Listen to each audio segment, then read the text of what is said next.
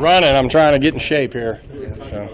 You got kind of a smaller group this spring. How have you liked what they've shown to you? Yeah, I mean, they've worked hard, and we're teaching them. Year two is always better because they're not starting from base level. I thought Brody Belt had a really good day today.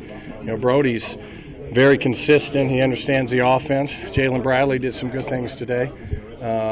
So guys stepped up and next man up. When the next guy goes through, the other guys got to be ready, and we'll keep plugging away. What do you want to see from Jalen this spring? I want to see him be more consistent in everything he does, being able to understand the play, be more physical, make better second level, third level decisions, and generally just make more plays.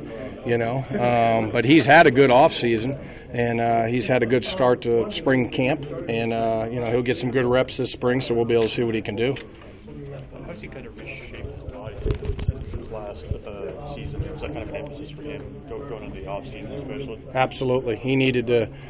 Be more explosive, to be quicker, be faster, the whole 9 yards, which, obviously is an emphasis for everybody. But for him in particular, he's at a pretty good weight right now, I think. But he, bought into the off-season program, and he had a lot better spring this spring than he did last spring, for sure. How is this running back group right now? Because there's not a lot of scholarship players experience here this spring. How would you describe it? Well, it's limited to a certain degree just due to scholarship numbers. But, some of the walk-on guys have done a good job. We do have some other guys that, will mix and match as we go through the rest of spring with Miles Jones and Wandale. We'll get some running back reps, which will help the depth. So obviously come the fall will look a lot different, the room will, in terms of just pure numbers with scholarship guys. But, like I said before, Brody Belt has done a really good job. He had a great day today, and he's had a really good off season. And so I like where he's at right now, and so from the walk-on perspective, Austin Hemphill's worked very hard too. We have some of these fullback guys that are, kind of transitioning into their running back just due to, because we don't really use a fullback anymore. I know that's a tough deal for us, lifelong Husker fans, as I am, even though I'm coaching. So, but that's what it is, but we'll get through.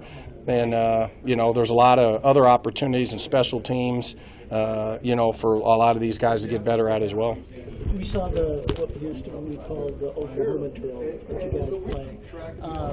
What is the benefit of that drill? What do you learn from that? Well, it's a 3-level blocking drill, so O-line, D-line, tight ends, linebackers, and then receivers and the DBs. And for us, it's a mental piece of it, who's, from a toughness standpoint, and then who can hold their block and who can strike and drive and create lanes. The issue is if you just come up and stop your feet and your feet are even, we say, even feet will get you beat. Okay, so we want to be able to create lanes for the ball carrier, and so it teaches from an offensive perspective that, and then obviously the defense perspective, they got to be able to punch or strike and get off the block and be able to go make a play. And so there's parameters of how wide the ball carriers can go that makes it somewhat realistic of where a hole might be. Obviously the hole's bigger than that, but there's also 3 levels, and the receivers and DBs are 15 yards away, just like they would in a game. Do you still call it the Oklahoma drill? It's hard to say that, but we call it the Nebraska drill, and the old Oklahoma drill was more,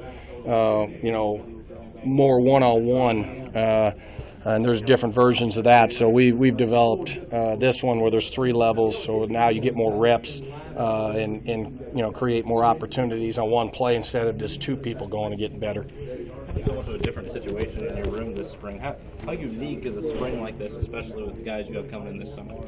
Well, I think when you're taking over a program, as you're rebuilding your roster, it can happen. I remember at Tennessee, we had won the national championship, and we had only 6 linemen going through spring ball after beating Florida State in the Fiesta Bowl. So sometimes it happens that way, just due to seniors leaving, injuries, whatever it may be. You make the most of it. Like I said before, I'm going to coach the guys that are in the room, and I'm going to coach, as hard as I can for the first guy down to the 10th guy.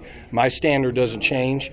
Obviously, different skill levels are different, but it is what it is. You just try to mix and match and do the best you can so that those guys are getting better, and then when the new crew comes in this summer, then the next guys are up, and then I got to get those guys ready.